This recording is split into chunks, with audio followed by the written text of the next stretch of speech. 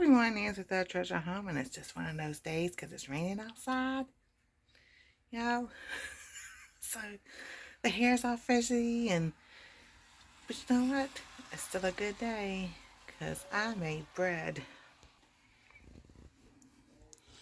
I just took it and made it in the Ninja, and guess what? Bottom stuck. But this is the top. It's so good. So,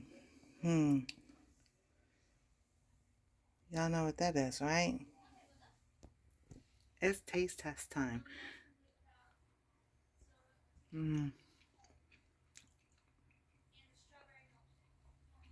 I'll tell you what I put in there. I put a teaspoon of onion powder, teaspoon of garlic powder, and a teaspoon of thyme, and mix it all together. Oh my goodness gracious.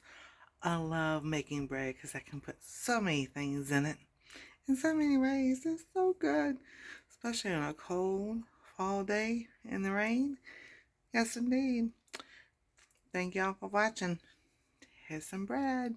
Y'all have a wonderful day. Stay safe.